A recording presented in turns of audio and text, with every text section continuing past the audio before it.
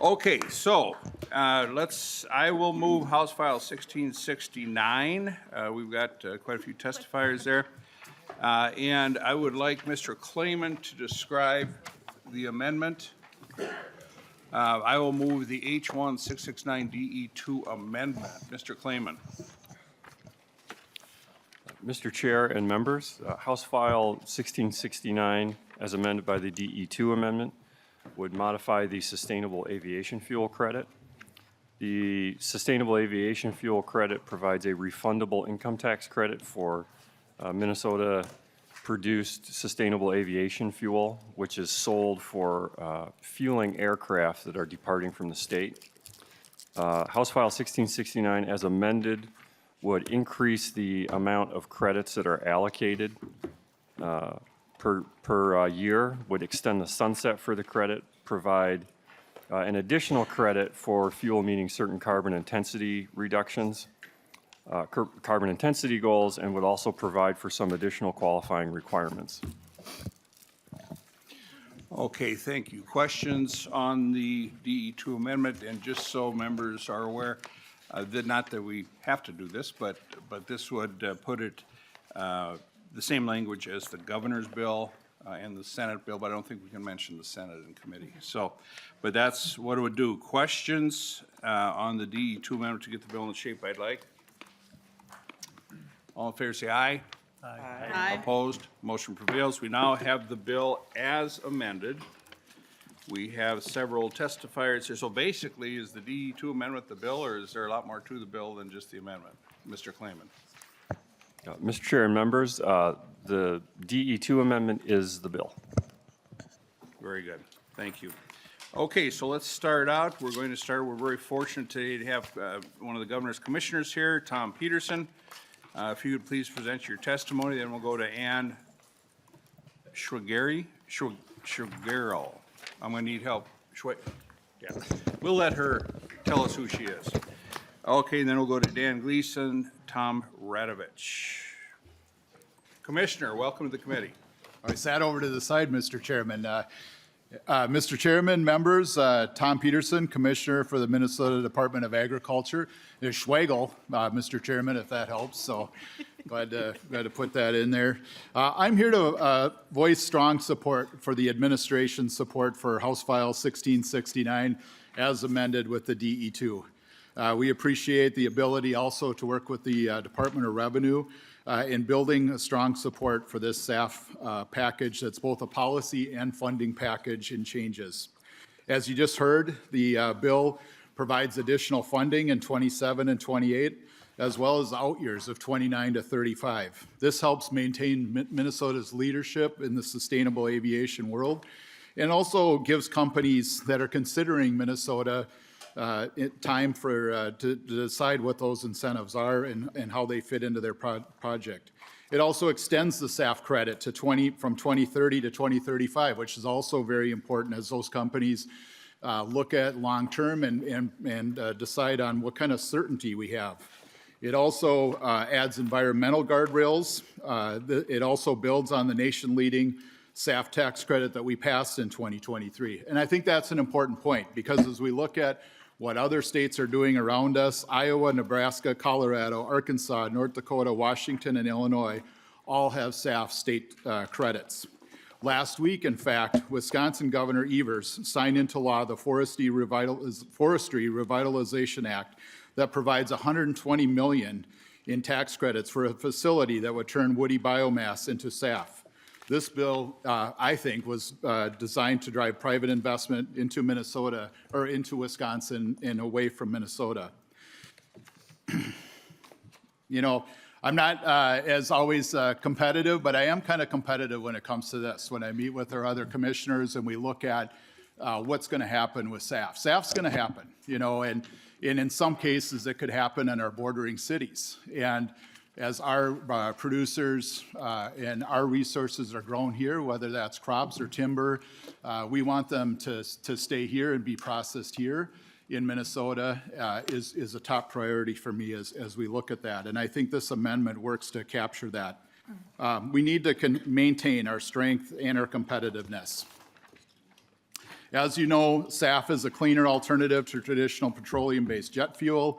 It's a renewable fuel produced using materials such as woody biomass, waste wood, agricultural crops, and cover crops like winter camelina. Very important. We have companies like Cargill, who are a Minnesota company investing time and money into developing camelina, which would be a part of that. Once produced, SAF is ready to be a drop into the existing fuel transportation infrastructure and the current aircraft engines as a supplement. Mr. Chairman, members, during the session, we heard from lawmakers and stakeholders that there should be additional environmental safeguards incorporated into the existing credit. And we really had a great coalition of people that worked together. You'll see a letter in your packet that looks like this. And if you'd look at the folks that signed the letter, it's a pretty unique coalition. And I'm really proud of that. They actually kind of call themselves the SAF Squad, which I think is really, helpful. And they've done good work coming together that I think will help make Minnesota a leader. We've collaborated, MDA has, with the Department of Revenue, with, as I said, this large and diverse stakeholder group to craft updates to the existing SAF credit that address key concerns. The coalition supports include environmental, agriculture, forestry, clean energy, and economic development nonprofits, as well as our labor partners. The diversity of this coalition indicates how important it is for the SAF policy to get the SAF policy right in Minnesota. We have the opportunity to create positive benefits from many sectors. And you're going to hear now from all of those coalition members. So thanks for your consideration, and be glad to answer any questions, or we have great staff here that can do that too. Thank you, Mr. Chairman. Okay, any questions for the commissioner? And thank you so much for being here and testifying. Is this the first time in history that the governor's commissioner has testified in favor of one of my bills? No, there was another one about 30 years ago. Yeah, okay, thank you very much, Commissioner. Let's go with Ann Schwegel. There you go. You got it. Schwegel, got it. Chair Davids, Chair Gomez, and members of the committee, for the record, my name is Ann Schwegel, and I am a farmer in Big Stone County. I run a diversified grain operation where we raise corn, soybeans, wheat, winter camelina, and covers. As a mid-scale grain farm, we're always looking for ways to be creative and stay competitive. I'm also honored to serve as the Vice President of Minnesota Farmers Union. Farmers Union, along with many other ag organizations across the state, supports this bill as amended with the environmental safeguards and the potential for a new sustainable aviation fuel sector here in Minnesota. To add to this conversation, I want to talk about why, as a grain farmer, I'm excited about SAF and what it could mean for our family farm. I'll start by talking about our work growing winter camelina, a cover crop being developed by the U of M Forever Green Initiative. We plant this winter annual crop in the fall after we harvest our other crops. And this is important to us for two reasons. First, the crop allows us to keep our soil continuously covered throughout the year, protecting our soil from wind and water erosion over our harsh Minnesota winters. Second, it's another crop that we can market to help our farm cash flow and support our family. The camelina on my farm is crushed and the oil from it is refined and used locally at MSP as a drop-in replacement for petroleum-based jet fuels. Beyond winter camelina, we're also continuously looking for and experimenting with other ways to increase efficiency and lower the carbon intensity of the other cash crops we grow, including using low or no-till production, cover crops, and precision agricultural practices like gridding and variable rate fertilizer application. We feel like this is a win-win-win opportunity. We've got a new market and are improving our farm, we're protecting our environment, and we're lowering the carbon intensity of a difficult to decarbonize sector of the transportation industry, helping to meet our state's climate goals. We're facing a crisis in farm country right now with low crop prices, high input costs, and the loss of international markets. This is an opportunity to create a new domestic market for our agricultural products that will be meaningful to farmers across the state, as well as the next generation of producers. This is true across a variety of crops that could be feedstocks to SAF, including cash crops like corn and soybeans, along with new crops like winter camelina. Finally, I sit on the Governor's Advisory Council on Climate Change. SAF will help our state meet our state's climate goals by decreasing the emissions associated with the transportation sector, while also encouraging climate-smart practices on agricultural and working lands. This is, again, another one of those win-wins that can create a more resilient landscape and reduce emissions across sectors. Thank you for taking the time to hear from the many partners that are involved in this effort today, and thank you for your leadership on this bill. Thank you so much. Questions for the witness? Okay, thank you very much. Appreciate it. Dan Gleason, and then Tom Radovich, and then Steve Morse. Mr. Gleason. All right, for the record, my name is Dan Glessing. I'm a dairy farmer from out in Wright County. I also raise corn, soybeans, alfalfa, and oats, and I have the pleasure of serving as Minnesota Farm Bureau President. We're a nonpartisan general farm organization representing over 30,000 members. I'm here to express our support for HF 1669. One of the biggest challenges we face as farmers is access to strong and reliable markets for our products that we raise. Sustainable aviation fuel presents an opportunity to build another domestic market for Minnesota agriculture at a time when farmers are facing tight margins, uncertainty, and growing pressures from all directions. Creating new demand here at home benefits farmers directly. It helps strengthen commodity values, supports more processing and value-added activity, and gives farmers another pathway to stay competitive in an ever-changing economy. But the benefits do not stop at the farm gate. Strong agricultural products also benefit our rural communities. That includes more economic opportunities in greater Minnesota, including new investments, increased business activity, and additional jobs tied to processing, transportation, and infrastructure. Policies like this help ensure the value created by agriculture does not leave the state, but instead it stays here, supporting local communities and economies. Let's make sure the Minnesota farmers are part of this growing market rather than watching the opportunity go elsewhere. Thank you for the opportunity to speak in support of the bill, and I'd stand for any questions. Thank you. And thanks so much to the witness. Questions for the witness? Okay, thank you very much. Let's go to Tom Radovich, Minnesota Forest Industries. Please proceed, identify yourself. Yes, my name's Tom Radovich. Co-chair, David's co-chair Gomez, members of the committee. I am the executive vice president for Minnesota Forest Industries. I'm also a member of the Minnesota Forest Resource Council that represents all the forest stewardship stakeholders in the state of Minnesota. I'm here today to support House File 1669. There's a hidden natural resource scattered throughout our state that could help offset a significant portion of transportation emissions. In Minnesota, millions of tons of forest residue and wood waste are underutilized.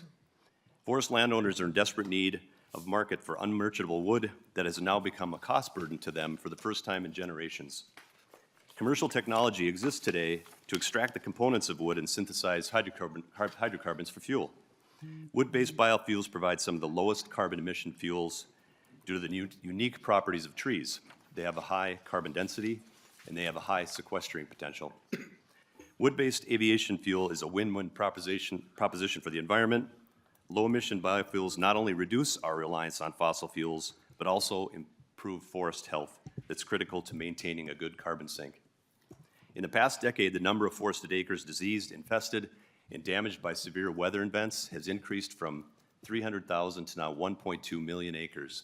That's 7% of our forested land.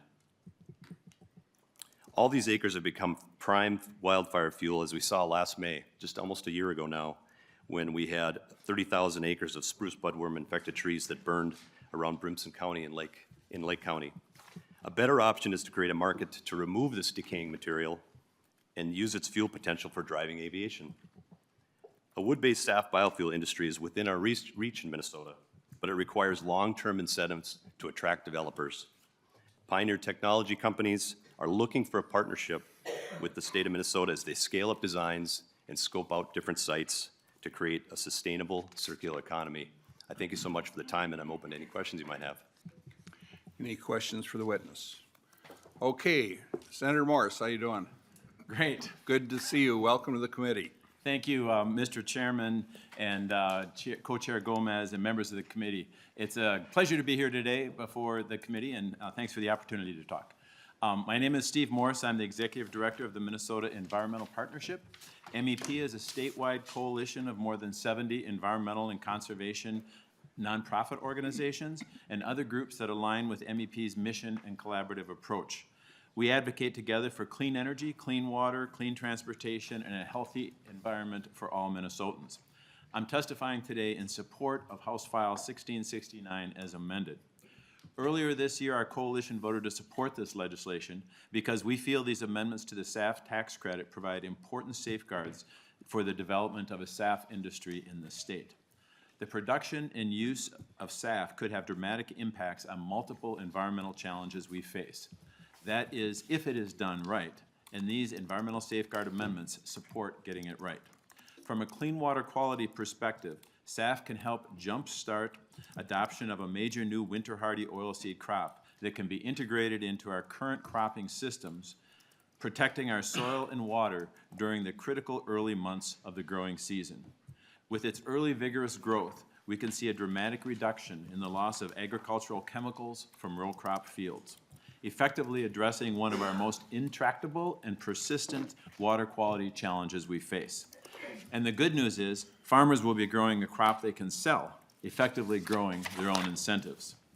In addition, these crops provide an early, high-quality food source for pollinators during the critical early growing season, and this is before we even touch on the highly significant lower carbon intensity of biofuels made from winter hardy oilseeds. So there is great potential, but again, SAF has to be done right. That's why the guardrails, such as the language which prohibits the use of SAF-generated gases to be used in the extraction of other oil, are so important. These work to reduce the potential adverse effects of SAF production and provide extra incentives for the sources of SAF that provide the greatest climate benefit. That's why our coalition supports this legislation. The bottom line is that SAF with guardrails is better for our health and our natural resources than SAF with no guardrails. We urge the committee to support the bill as amended. Thank you. Thank you, Mr. Morris. Any questions for Mr. Morris? Thanks so much for your testimony. Let's go now to Megan Anderson, and then we'll go to Angela Baines, I believe. Ms. Anderson. And then we will go to Colin Curitan. Now, while they're getting up there, for the new members, I've always said that if the Farmers Union and the Farm Bureau are for something together, you just, probably a good idea to work with them. Probably a good idea. Okay, please identify yourself for the record. Co-Chair Gomez, Co-Chair Davids, and members of the committee, for the record, my name is Megan Anderson, and I'm the Biofuels Policy Manager with Friends of the Mississippi River. Thank you for the opportunity to testify in support of the amendment. Why is a river organization working on SAF? We recognize that SAF policy has enormous potential to influence environmental outcomes in Minnesota, including the health of the Mississippi River. There are two primary reasons why House File 1669 as amended can benefit water quality. First, FMR supports SAF because of its potential to expand the market for continuous living cover crops that reduce agricultural runoff and protect water quality, like winter hardy oilseeds such as winter camelina and pennycress. These are crops that turn into low Excuse me, carbon. what was the second one you said there? Domesticated pennycress. It is another crop from the Forever Green Initiative. Oh, of course it is, yeah. These are crops Please that continue. These are crops that turn into low-carbon SAF while also improving water quality, soil health, and biodiversity. Because of their strong potential as a SAF feedstock, a growing SAF industry could be what allows these clean water crops to expand across the landscape. Second, the environmental guardrails in this legislation limit land use change and incentivize lower carbon SAF by providing a higher tax credit for lower carbon fuels. Taken together, these two guardrails can incentivize more climate-smart agriculture practices on our existing farmland. The climate-smart agriculture practices that can reduce greenhouse gas emissions, like reduced tillage, cover crops, and improved nutrient management, are the same practices that improve water quality and soil health. We see this legislation as an opportunity to scale up these important environmental practices statewide, which is critical to meeting our clean water goals. The SAF tax credit is greatly improved by these proposed amendments and will help Minnesota lead the global race to reduce aviation emissions while protecting our lands and waters. We encourage you to support House File 1669 as amended. Thank you for your time, and I'm happy to answer any questions. Any questions for Ms. Anderson? Thank you for your testimony. Let's go now to the next witness, Ms. Baines, and then Colin Curitan, Tom Dicklich. Thank you, co-chairs and committee members. My name is Anjali Baines, and I lead the transportation team at Fresh Energy. Fresh Energy is a more than 30-year-old clean energy advocacy nonprofit based in St. Paul. We are here today in support of House File 1669 as amended, particularly the tax credit adder for cleaner SAF and language that will ensure non-biomass SAF, such as power to liquid, which is made by combining green hydrogen with carbon dioxide, are eligible for the tax credit. Power to liquid SAF is considered by international climate experts to be the SAF most likely to help long-haul aviation meet 2050 climate goals. This is due to its very low carbon footprint. It has 90% fewer climate emissions than conventional jet fuel, coupled with its ability to scale and be used as a wholly drop-in fuel in existing commercial aircraft, which are typically in operation for over 20 years. However, power to liquid is earlier in its development cycle, meaning it's currently more expensive to produce than waste or crop-derived SAF. Thus, the timeline extension proposed alongside the tax credit adder and eligibility language is crucial to getting this ultra-low carbon SAF closer to market competitiveness with conventional oil-based jet fuel, similar to how other clean energy tax credits for solar and wind took years to work. With power-to-liquid facilities being developed in other states like North Carolina already, now is the time to make sure Minnesota doesn't miss out on building the ultra-low carbon SAF industry we will need to meet our climate goals. Thank you, and I'm happy to take questions. Any questions for the witness? Okay, thank you very much for your testimony. Let's go to Colin Curitan, Tom Dicklich, Andy Campo. Co-Chair Davids, Co-Chair Gomez, and members of the committee, my name is Colin Curitan, and I am the Director of Commercialization, Adoption, and Scaling at the University of Minnesota Forever Green Initiative. Thank you for the opportunity to testify in support of House File 1669.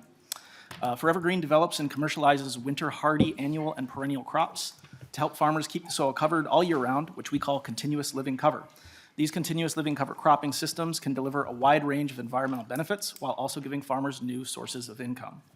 Two of our leading crops, winter camelina and domesticated pennycress, have high potential to be used as feedstocks for SAF, among many other potential end uses, including other renewable fuels, animal feed, bioplastics, and plant-based protein. Both camelina and pennycress are winter hardy crops that can be planted in the fall after harvest of crops like spring wheat or corn silage, then harvested early the next summer. By relay planting or double cropping, farmers can grow a second crop in that same year, such as soybeans or dry beans. Over time, these crops could be grown on millions of acres in Minnesota.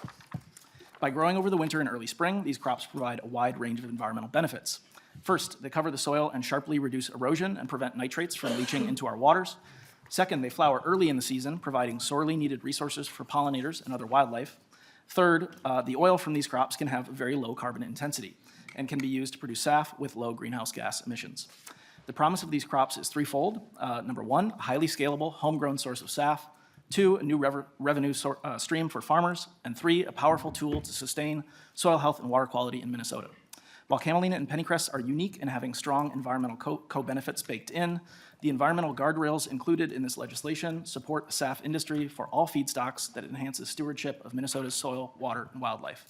This bill would help scale up these environmentally friendly crops and continue recent progress on building a robust Minnesota SAF economy. It will send a strong signal that Minnesota is a good place to invest in future SAF supply chains. Thank you.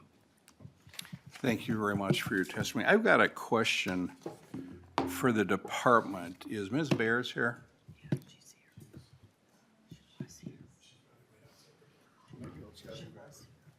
Let's get her. She should be in here.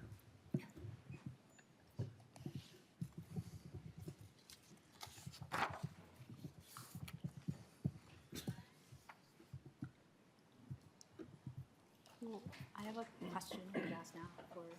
Oh, certainly. Representative Lee. Thank you, Chair. For Mr. Curitan? Yes, for Mr. Curitan. Okay, great. Because I think he's the representative from the project at the University of Minnesota. Oh. Right. I think, yes, this was part of your introduction. So it says Forever Green, but that's an initiative. And I think that's just important because it's our research facility for this. I mean, because my question is just about, you know, how this will happen. I mean, the tax credit is on the books. It hasn't been claimed yet, and I know, we adopted the DE2 today, so it's a new bill, different than the one that the committee had discussed. So my question is, right, like, how, if you could comment, just based on research from the institute, how, I guess, how much would this bill help? How would it accelerate, our path to actually getting SAF to be, scalable and like usable? Because my understanding is, right, like, it's not possible right now because it's just not scalable with some of the crops that do have good CI scores, like winter camelina. And so, like, I guess my question is, like, what is different? Mr. Curitan. Sure, thank you for the question, Representative. I'll mention a few things briefly. The first is that the Forever Green Initiative at the University of Minnesota carries a multidisciplinary crop research and development team that is continually improving these crops in their agronomic performance, their yield potential, very similar to the way you might think of renewable energy technologies. We're doing that work to accelerate the research and development around these crops so that they perform better for farmers. Secondly, the team that I manage, the Commercialization, Adoption, and Scaling Program, is an intentional effort to integrate that research and development program with farmer adoption and market development. And we actually have a project going on right now, which is a shared cross-sector scaling roadmap called the 1 Million Acre Scaling Study that has a lot of momentum. Our next gathering's on April 21st. And it is a pathway to scale this up in a coordinated manner across sectors, which history might suggest is very important to have that shared cross-sector scaling roadmap for new agricultural technologies. And then third, I would say that a strong regulatory environment, especially for solutions that could offer a lower carbon intensity. Right now, my understanding is that it's a flat tax credit, right? And so this additional premium, you might say, would further incentivize crops like winter camelina and other low CI technologies that would further reward crops that have a lower CI and environmental benefits. Representative Lee. Yes, thank you, Chair. So last question, right, because also you mentioned like your specific focus is commercialization, and I guess I think that's where, I am a little bit skeptical because the facility in like Laverne was just sold, and I think there maybe is a facility being built now, and so yeah, like my question is just, we heard someone mention earlier, SAF is going to happen, but like, my question is like, well, where's the infrastructure for that, especially because this other facility that was supposed to be, that first step is now being sold. So, I don't know what will happen there, right? So if you could comment on that, thanks. Yeah, Mr. sure. Curitan. Yes, briefly, I don't want to speak for anyone else, but just to mention some of our partners that are at the table. We have a strong coalition partner in Embold, as well as the SAF Hub, which has really rallied the aviation industry and the processing and refining industry to the SAF opportunity.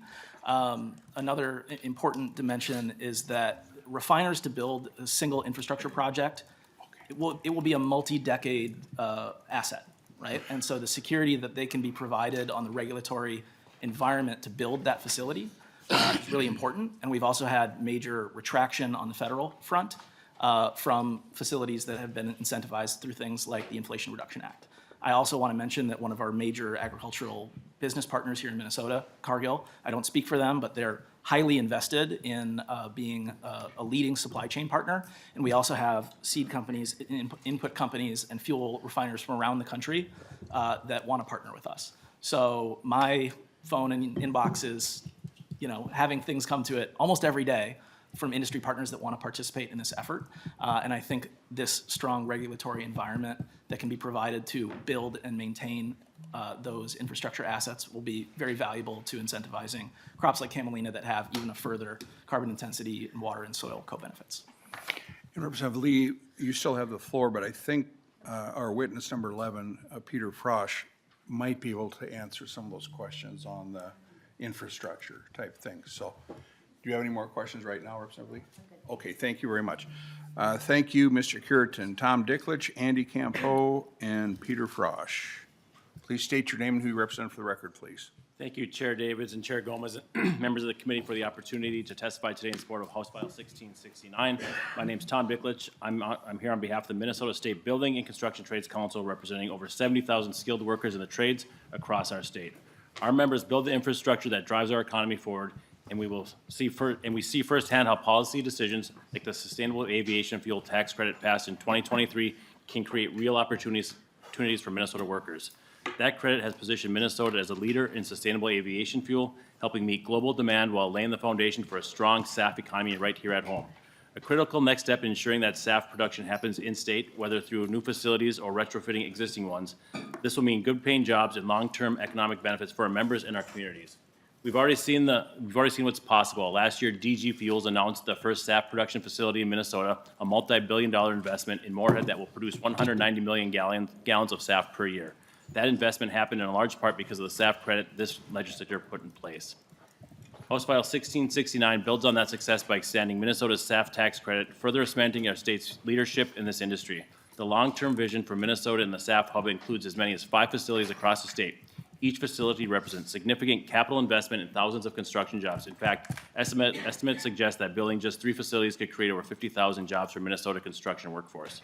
This is exactly the kind of opportunity we should be embracing, one that positions Minnesota as a leader in a growing industry while putting our skilled tradespeople to work. That's why the Minnesota Building and Construction Trades Council strongly supports House File 1669. Thank you. Thank you so much for your testimony. Any questions for Mr. Dicklich? Thank you very much. We love the trades. Let's go to Andy Campo. Thank you, Chair Davids and Chair Gomez, members of the House Taxes Committee. My name is Andrew Campo, President of the Minnesota Pipe Trades Association. I'm here today to testify in support of House File 1669. The Minnesota Pipe Trades Association is an umbrella organization representing nearly 10,000 men and women working in piping-related industries throughout Minnesota. Our members perform mechanical construction and repair work, including plumbing, pipe fitting, HVACR service, gas distribution, and sprinkler fitting. As we continue to see our country gravitate towards a more sustainable future, we believe SAF to be an important step in that direction.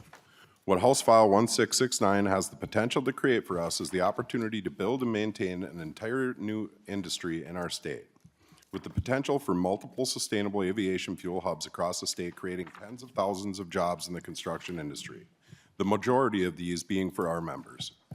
The SAF industry and construction of these facilities will keep our members employed for years. Having an opportunity for employment that lasts years is a luxury our members don't often get to experience. The constant work they perform on a daily basis can be taken for granted and go unrecognized. Our members are often referred to as temporary workers, even though they keep the lights on, water flowing, houses warm, and lives safe with fire suppression systems. At the end of the day, however, they are not looking for any credit. They just want to be able to perform their duty, utilizing the high level of industry-specific training they have received, and go home to their families. We appreciate the work this coalition has done surrounding this opportunity for them and their families. We also appreciate Chair Davids bringing this legislation forward and for all of the committee members' time and consideration today. Thank you for your testimony, sir. Any questions of the witness? Thank you very much. And I'm going to, let's see, our last one is Peter Frosch. Is there anyone else from the audience wish to testify for the bill or with concerns? Okay, please proceed. Chairs, members of the committee, my name is Peter Frosch. I am CEO of Greater MSP, a public-private partnership working to create more good jobs for Minnesotans. To do that, Greater MSP builds and leads innovative cross-sector efforts, including the Minnesota SAF Hub. When I first spoke to the legislature about sustainable aviation fuel in 2023, SAF was a bold idea for how we might create a new source of prosperity for Minnesotans across the state. Just 3 years later, because of the actions of the legislature and the hard work of the people that you've heard from now, SAF is no longer just an idea. It is about to become a reality. The first phase of Minnesota's SAF economy begins this year. When construction of the new SAF blending facility near the airport is completed, SAF will be brought into the state, blended near the airport, purchased by airlines, and flow into planes at MSP International. We will all be flying on planes fueled with SAF in Minnesota months from now. We will soon have one of the world's most sustainable airports. This is the first win for Minnesota with SAF, and it's a remarkable accomplishment for which many organizations deserve credit. Today, Minnesota is America's leader in the race to build a SAF economy. To stay in the lead, we must achieve a few key milestones this year. including passing this bipartisan legislation, which ensures we have the nation's smartest policy and enough dollars in the tax incentive to meet the ready demand, because that incentive will start being drawn down this year. This legislation also keeps us on track for the second big SAF win for Minnesota, which is producing SAF in the state. That's where the jobs, new tax revenue, and new markets for crops and byproducts will come from. The Minnesota SAF Hub is actively working to develop multiple SAF production facilities in different parts of the state, making SAF from as many as 10 different feedstocks. These feedstocks are not competing with one another because global SAF demand is so high. Eventually, we aim to make SAF in Minnesota from all of them. To produce SAF in Minnesota from any feedstock, we need private sector companies to decide to invest, build, and hire here. As of this month, we are working with over 20 different SAF producers from around the country and the world. Every producer is watching this legislation because it contains the clarity and certainty they need to have confidence they can be successful in Minnesota. We are competing against other states for these investments, as the commissioner explained. We're on the road to transforming Minnesota's economy. We're on the cusp of another crucial step forward in that effort. Thank you for being leaders in this work. Thank you. Any questions for the witness? Now, members, we'll come back to Representative Lee right now. Well, right now. We'll come back right now. Thank you, Chair, for your indulgence. Hello, Mr. Frosch. I used to work with your sister, Elizabeth Frosch, so yes, nice to meet you in person. My question is about something that you just mentioned. I think one of the questions that we have is also, how do we make sure that, if we decide to invest in SAF, that this does not drive up the cost of food for people, which, a lot of folks are experiencing now. What are like the guardrails to prevent that? Mr. Frosch. It's an excellent question, and that's essentially the package of guardrails that exists in the bill that are being considered today help ensure that does not happen. There's a long answer to that question, and there's a short answer. And the short answer is the short one. Shorter, yeah. That is not necessary to produce, hundreds of millions of gallons of SAF ultimately in Minnesota. And that's where the many different feedstocks come in. And for feedstocks like corn or soy, which are part of the food system, there are ample amounts of those commodities that do not require any diversion from the food system or the use of new lands that are not currently in production. Representative Lee. Yes, thank you, Chair. Yeah, and I think, when we had this hearing last time, like my preference would be, right, to look at winter camelina and right, other crops that have a better CI score or better environmentally. I think the question is that that's not scalable, and at this point, right, it's not scalable. And so, one question that I asked folks when we met about this is, there's nothing in the bill saying that this tax credit is for winter camelina. And so, the industry might, go into corn or go into, right, these other, or go into soybean. And so I think like that's the concern, that like the tax credit is written the way it is, and it doesn't say like we're just investing in winter camelina. And so I think that's more of a comment, but I don't know if you want to respond to that. Mr. Frosch. Briefly, understand the interest. You heard from different feedstock producers on this panel. The key answer there is that the definition of sustainable aviation fuel, it has to be 51% carbon reduction life cycle. That means that producing SAF from any input is incredibly hard to do. And this is why this SAF is expensive and mostly doesn't exist in the United States today, because it's hard to do it, because it's hard to hit that score. So that the standard of SAF is a very high standard that ensures that anything that is produced and qualified as SAF has met those rigorous standards. Ultimately, winter camelina, pennycress, wood waste, all of these are in the plan. Camelina, to your point, will take years to develop, and the study that is going on right now is key to doing that. we can get started with other feedstocks in the next 2 and 3 years so that when we have the industry going in Minnesota, as soon as Camelina and Pennycrest and others are ready, it can flow into that system. If we don't do that, then the market won't exist for Camelina or those other crops 5 and 6 and 7 years from now. Representative Lee. Representative Harder, and then I see no other questions so far for us, and then I'm starting to look at the clock here too. So Representative Harder, Morris, and Norris. All right. Thank you, Chair Davids, for authoring this great bill. I appreciate that. This is a good day for agriculture, and I appreciate being in a room full of people who support agriculture and for the testifiers who support this legislation. SAF supports agriculture and rural communities, so naturally I support this bill as someone who is in agriculture. This would greatly benefit people in my district along with many other districts throughout the state. So it's been said before, but I'll say it again, this is a win-win-win for agriculture, so thank you. Thank you, Representative Harder. And my goal with this is to produce so much SAF that we can supply Wisconsin. Representative Warwas. Yeah, thank you, Chair. Yeah, just a quick comment about the driving up food costs.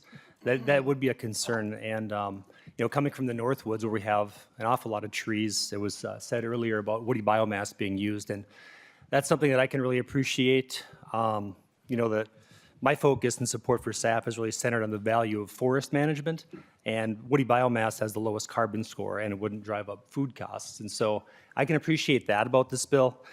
Another benefit, you know, is for our folks in the timber industry and our friends in the building trades. And full disclosure, one of my daughters is an IBW electrician. So, you know, technically, you know, people in my region that do her work would also benefit from building out these kinds of things. So appreciate you bringing this bill, appreciate the testifiers today.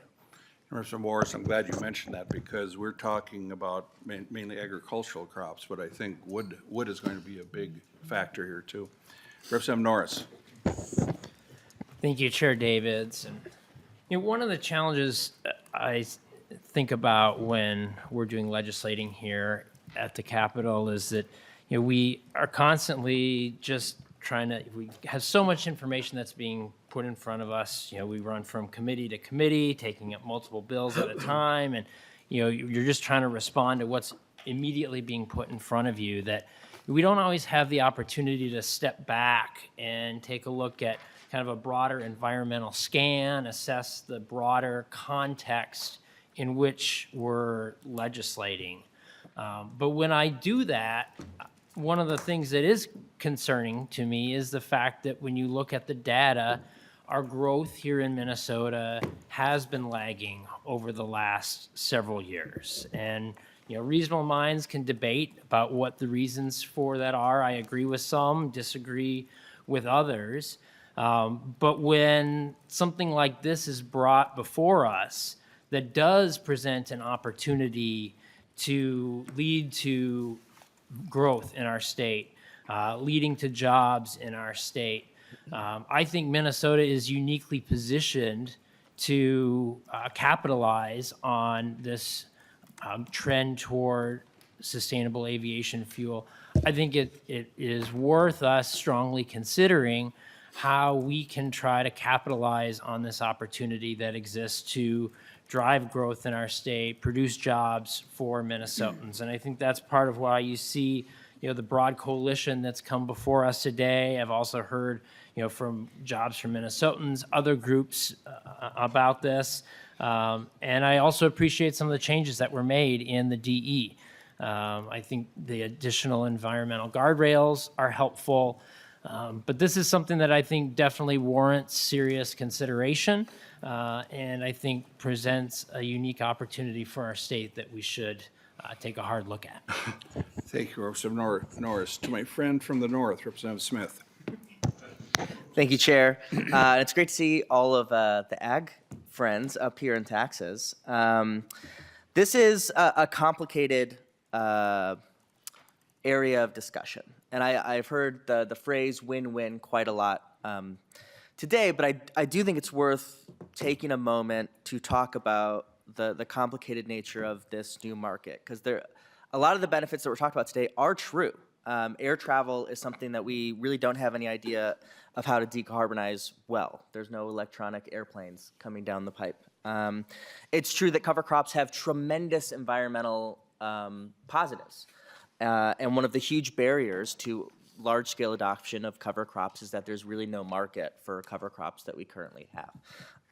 That's very true. And the same is true of the woody biomass we talked about. There's no market really for that runoff, and so it would help to create a market for our logging industry.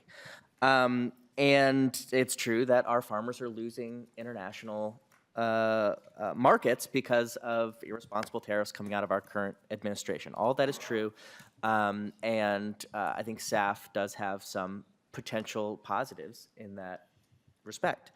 But at the same time, I don't think we can pretend that we live in a world that doesn't have a checkered history when we talk about biofuels. Ethanol, gas, and lead had a lot of similar promises and followed through on some of them. The price of corn in the last 3 decades has risen primarily because of ethanol demand, but it has also, as was mentioned previously, lowered our overall food production with our agricultural land into ethanol production. It has created more markets for a monocrop system that doesn't support these cover crops that we've been talking about for the large part as it currently is produced. It also, this industry, corn specifically and soybeans, is a heavy addition of our greenhouse gases. It produces a lot of greenhouse gases in our country. Ag is about 10% of our overall, as the United States, greenhouse gas emission. Ag accounts for 10% of it. And 2/3 of that comes from corn and nitrate fertilizer nationwide. Air travel, by the way, is 9% total of our US emissions. So when we're talking about using one to help decarbonize the other, we have to really take that into account, because the goal here is decarbonization. And it would take a tremendous amount of corn and soybean, because when we talk about feedstock, that's what we're primarily talking about, to bring about SAF fuel that would in any way fill up the demand for the 1.1 million gallons of aviation fuel that is used at MSP every single day. So there's a lot to discuss. It's not like a simple win-win, but I do think there are some wins here. So I'm not speaking against this bill, Chair. I think we need to enter this new market carefully. I think that's really important. Oftentimes we get so concerned about being the ones who get it first or getting the largest market share that we just throw a bunch of these tax incentives into these areas to try to get as much as possible without carefully going into these markets. So I think furthering the sunset is a good idea to make this facility a reality, to encourage private industry to continue to invest in these facilities. I'm not sure about more of our tax resources being put into these incentives that haven't even been claimed yet. But I just want to take a moment, Chair, to talk about this is a large issue that would have huge ramifications in our ag space that we need to do so carefully. So thank you. Thank you. Any other questions from members? We will have Chair Gomez wrap it up. Thank you, Mr. Chair. So none of these tax credits that exist have been claimed. Not a penny of them, and we are proposing adding $10 million more to the pot. Whenever there's a corporate tax benefit in front of us, and that's what this is, we are told we have to compete with our surrounding states. Wisconsin's doing this, Iowa's doing this. And what happens is that industry forces that we see in the room, a lot of new faces for us in taxes today, travel around the country and advocate for these state level incentives. There's always, I mean, I can, you know, I can come up with a dozen examples off the top of my head, situations in our committee where there's been these two arguments. You know, we have to compete with surrounding states by putting a bunch of public money into something. We have to provide certainty for industry, which means that we have to, even in a case like this, not a cent of this has actual money has been spent. There's always this push from the beneficiaries of corporate tax incentives to expand the incentive, to extend the sunset. And so, you know, I really appreciate the complexity that Representative Smith surfaced. You know, being like somebody who's more in the tax side than the energy and ag side, you know, I'm not as familiar maybe with all of those trade-offs. I guess I just would, you know, we have to proceed with caution. We have to, we've established a process in Minnesota whereby we have periodic reexamination of our tax expenditures, our investments, our corporate tax credits. And so, you know, I think that the spirit of that, which we have passed, and we have this, you know, a commission that works on that, needs to be embedded into our policymaking work. And what that means is that when there's money that's been allocated to a tax credit that has not been used, like, we maybe need to take a breath before we say, oh, this is the thing, we're gonna put a bunch more money, we're gonna engage in a race to the bottom in our, with other states in our kind of tax policy, in our corporate incentives. So, you know, I guess I'm hesitant about putting $10 million more into a program that already has money in it, where none of it's been spent, and there's no demonstration of whether it meets the goals of the, you know, of the incentive that was established to begin with. So, you know, I know there's ongoing conversations about this. Obviously, if you look at the authors on this bill, I'm in an extreme minority in the legislature, and having just sort of a critical eye on investment in the tax, in this kind of program, in a corporate tax incentive. But like, that's part of, you know, part of the work of this committee is really to bring a kind of critical eye to these corporate tax incentives that, you know, that once they kind of get established, there's a lot of momentum that develops around them, as we can see as we look around the room. So I really appreciate this conversation. Obviously, it's ongoing, and you know, I think that as everybody's kind of said, it's like, you know, decarbonizing our economy is an important goal, and it takes a lot of different,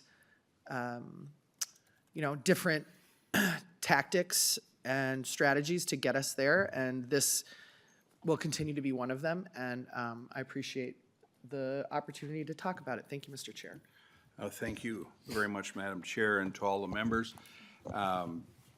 Just to wrap it up here quickly, I just want to thank the coalition for doing the job that they've done. If you ever would have told me that we'd have a list like this, from, you know, agriculture to the governor's office to the environmentalist, I would have said it can't be done. But it has been done.